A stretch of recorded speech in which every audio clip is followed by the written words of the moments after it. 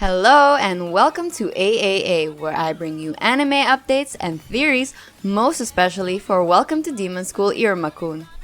In today's video, we will be discussing Askun's bloodline magic. If you are up to date on the manga, you would know that it has already been officially confirmed in chapter 240 that fire magic is not Askun's bloodline magic. Although, if you've been paying attention to the series, there have been lots of hints to suggest this, such as the narrator never announcing Askun's bloodline magic, unlike with other characters where the name and explanation were given. We can also see other hints like in chapter 65, where Balam sensei is explaining the different kinds of magic through the use of his picture book, and he explicitly uses Askun's magic as an example for non-verbal magic, while Clara's ability, Summon, was shown as an example for bloodline magic. Ever since the announcement, Iruma-kun fans have been theorizing what his bloodline magic could be. Today, I will be showcasing some of the more popular theories and why I think they may or may not be his ability. I will also be reading my theory on what his ability could be and my basis for why I think so. So let's begin with the fan theories. Theory number 1. Sex change. Many fans took Askun's family lineage, being that his mom Amarylis is not only a succubus, but also the head of lust or mistress of seduction, as a hint for his bloodline magic having something to do with lust. Well, duh! I think this reasoning is sound, especially considering that Asmodeous in demonology corresponds to the demon of lust. However, I think the theory that Askun's bloodline magic is sex change is simply unrealistic. During the fight in chapter 238 with Ifrit Sensei, he mentioned that Askun has a perfectly good ability to get him out of the situation, and I don't see how changing into a woman would help Askun from defeating Ifrit Sensei. Also, we know that Askun is uncomfortable using his bloodline magic, as seen in chapter 240, enough not to tell his Iruma-sama what it is. Yet during the first Akudal arc, he is cross-dressing and even performs as a girl. It just doesn't make sense that he wouldn't reveal this power at this perfect time, or that he would be so deeply embarrassed about being a girl and yet still cross-dress and perform.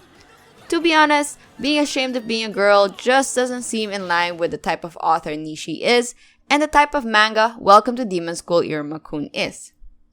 Theory number 2. Lust power.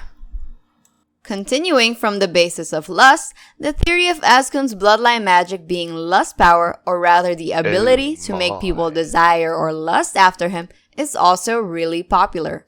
Although I do think that there is some merit to this theory, seeing as it can be extremely powerful and worthy of a demon part of the 13 crowns, plus I could reasonably believe that Askun would be ashamed of using this power, especially with Iruma-kun around. I still think it's unlikely that this would be Askun's bloodline magic. The reason being the existence of Nissan or Elizabeth X and her bloodline magic, Full Love Gauge, whose power is very similar to lust power. We've already established in the series that bloodline magic is extremely rare, and it's weird for two students in a class of 13 to have the same power. I also don't think that Nishi would tease a power for 200 plus chapters, and it'd be so obvious as just lust power.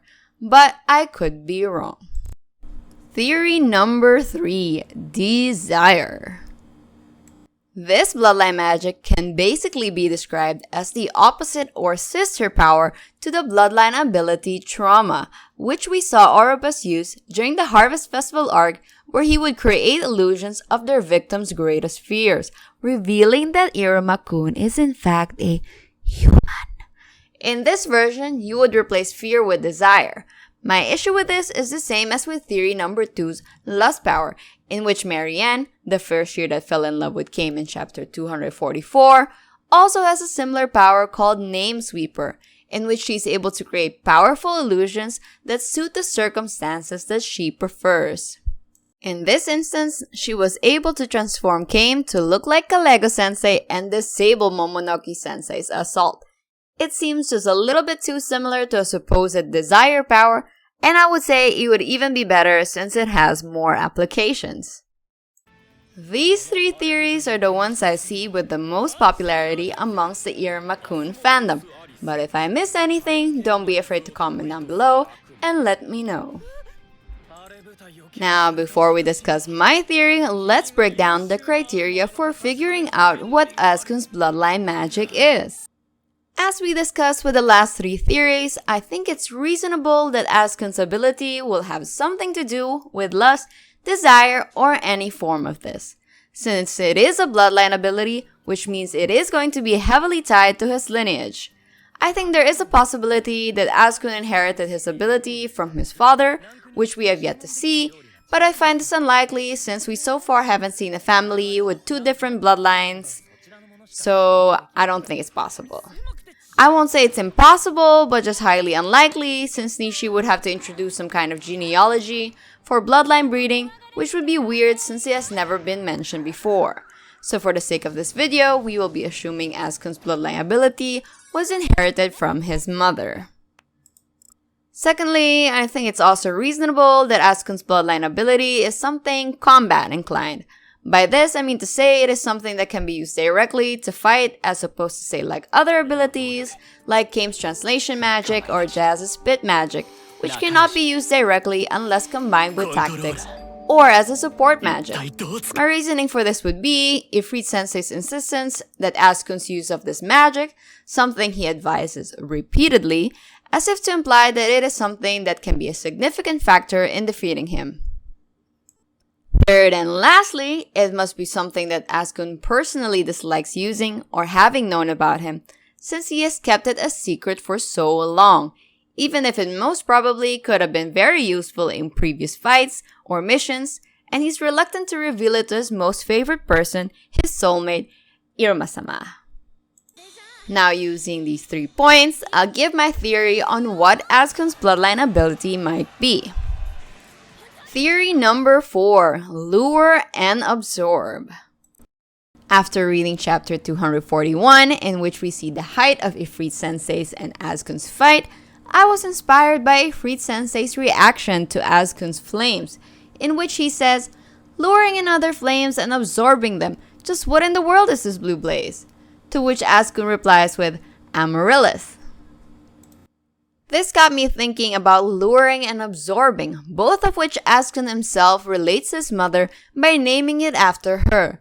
But it is also related not only to lust and desire, but also to snakes, which is the Asmodeous family crest. After all, snakes use the end of their tail to appear weaker, thereby luring their prey close enough to strike and then swallowing them whole. My theory is that Asukun's power can probably steal or absorb any number of things, like magic power, secrets, essence, desire, or even soul, from a subject if in close enough range, or perhaps if the target is in a vulnerable state.